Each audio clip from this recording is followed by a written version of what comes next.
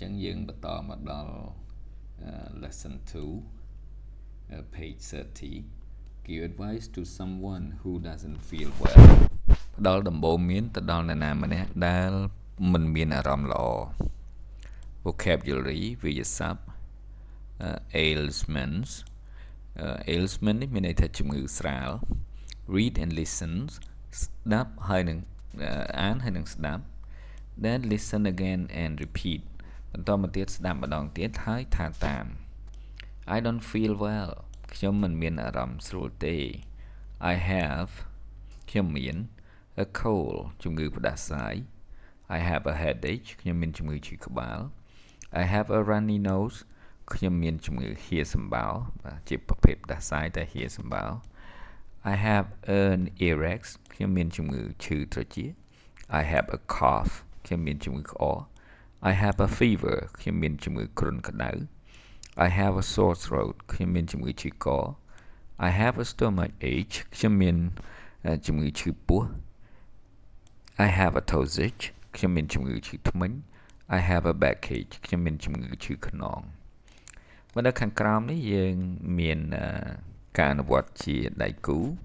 ឧទាហរណ៍ I sometimes have a headache at work ខ្ញុំពេលខ្លះមានជំងឺឈឺក្បាលនៅកន្លែងធ្វើការ Right now I have a backache ឥឡូវនេះខ្ញុំមានជំងឺឈឺខ្នង I never have a cold ខ្ញុំមិនដែលមានជំងឺផ្ដាសាយទេ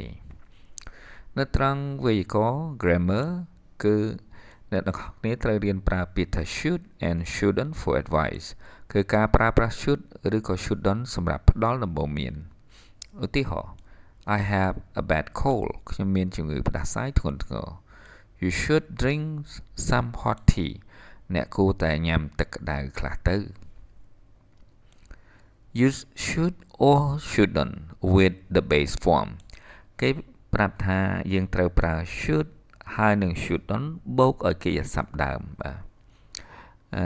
to give advice ដើម្បីផ្ដល់ដំបូន្មានឧទាហរណ៍ You should stay at home today អ្នកគួរតែនៅផ្ទះថ្ងៃនេះ She should see a doctor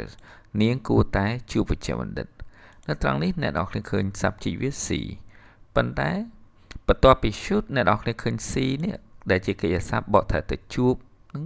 គឺអត់មានថែម s នោះទេពីព្រោះវាប្រើបន្ទាប់ពី should ដូចខ្ញុំបានបញ្ជាក់ឡើងវិញថា should នឹងបូកឲ្យកិរិយាសព្ទដើមដោយការប្រើប្រាស់ can ហើយនឹង can't មេរៀនមុនអញ្ចឹងដែរឧទាហរណ៍បន្ទាប់គឺ Toad shouldn't go to work Toad មិនគួរទៅធ្វើការទេបើ Toad នឹងយើងអាចជំនួសដោយ he ហើយអ្នកនរគ្នាសម្គាល់មើលពាក្យ go អត់មានថែម es ទេបាទដោយសារតែ should ឬក៏ shouldn't ហ្នឹងគឺត្រូវបូកកិរិយាសព្ទដើមអញ្ចឹងទោះបីថា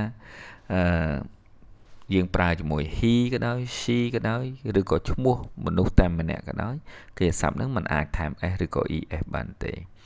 បើឧទាហរណ៍ចុងក្រោយគឺ they shouldn't stay out late ពួកគេមិនគួរនៅក្រៅដល់យប់ជ្រៅនោះទេបាទសូមអរគុណ